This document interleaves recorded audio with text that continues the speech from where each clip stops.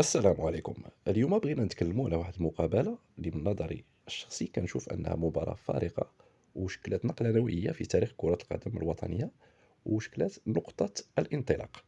المقابلة جمعت بين المنتخب الوطني المغربي والمنتخب التونسي نوفمبر سنة 1996. علاش هاد المقابلة دي كنعتبروها علامة فارقة في تاريخ كرة القدم الوطنية؟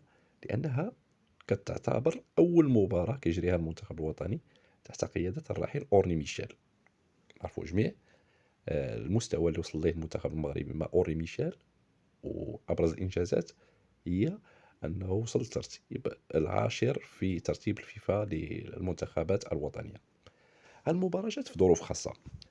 كان المنتخب المغربي اللي شارك في كأس إفريقيا 1994 وتعرض لثلاث هزائم مباشرة. تمت إقالة الجامعة اللي كان كيقودها الجنرال باموس، وتعيين حسني بن سليمان كرئيس للجنة المؤقتة لتسيير كرة القدم الوطنية. أول شيء كان قام به هو الاستنجاد بخبرات المدرب نونيز البرازيلي في محاولة لإعادة تجربة مهدي فاريا مع المنتخب الوطني. للأسف التجربة ما نجحتش، وكانت نهاية قصة نونيز مع المنتخب هي الهزيمة في الرباط أمام منتخب البنين بهدف لصفر برسم إقصائيات كأس إفريقيا 1996. مباشرة تم الاستعانة بالعماري رحمه الله لقيادة المنتخب إلى حين التعاقد مع مدرب المستوى العالمي، لأن الفكرة آنذاك كانت هي التعاقد مع مدرب مستوى عالمي لإعادة توهج لكرة القدم الوطنية، بالطبع بتوجيهات من الراحل حسن الثاني رحمه الله. المهم في هذه المقابلة هذه كانت انطلاقة ديال العديد من اللاعبين مع المنتخب الوطني. أوري ميشيل فهو كان استعان باللاعبين ديال الرجاء اللي كانوا متألقين في كأس إفريقيا في العصبة، ولاعبين ديال الكوكب المراكشي اللي كانوا كيديروا حتى هما كانوا خداو كأس إفريقيا الكونفدرالية ضد النجم الساحلي سنة 1996. وهنا هاد المقابلة هادي عرفت الانطلاقة ديال اللاعب صلاح الدين بصير بالخصوص، وكان أحد المسجلين في هاد المقابلة، سجل الهدف الثاني. كاماتشو كذلك كانت الانطلاقة ديالو في هاد المقابلة هادي، سجل الهدف الثالث.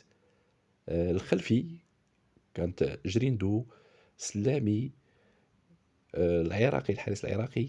هادو هما اللاعبين اللي كانوا جدد وأول مرة كيلعبوا بقميص المنتخب الوطني، ومن بعد تألقوا مع المنتخب، سيما باسير وسيما كاماتشو اللي مشاو مع المنتخب الوطني تاع كأس العالم 1998.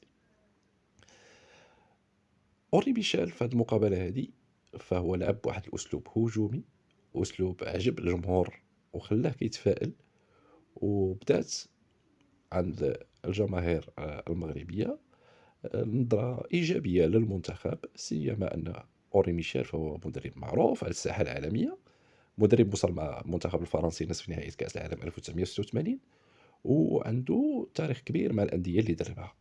كانت الاستعانة به قرار حكيم من الجامعة آنذاك بقيادة حسني بن سليمان، واخا كانت لجنة مؤقتة، ولكن الثمار ديال هذه التجربة هذه شفناها في كأس العالم ديال 1998، في كأس إفريقيا ديال 1998 اللي لولا قليل من الحظ كان المغرب يكون هو الفائز بها.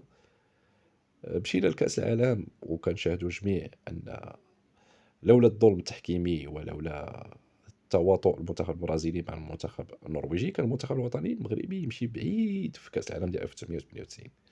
اخترنا لكم أن هذه المقابلة دي نتكلموا عليها في كأول مقابلة في برنامج مقابلة في البال، لأنني شخصيا كنعتبرها هي بداية تألق أورني ميشيل مع المنتخب المغربي، لأن هذه المقابلة هذه جات بعد سلسلة من النتائج سلبية للنخبة الوطنية. تواضع كبير كان عند المنتخب، ولينا كنخسروا مع بنين في مالاوي، بنين في الرباط. لذلك هذه المقابلة هذه هي عطاتنا الأمل. كنشاهدوا هنا الهدف الأول ديال كاماتشو مع المنتخب المغربي في شباك الحارس التونسي آنذاك شكري الوار. المنتخب التونسي كان لعب قبل ما نلعبوا معاه، كان لعب نهائي كأس إفريقيا وانهزم فيها مع المنتخب الجنوب إفريقي. شكرا على تتبعكم، وما تنسوش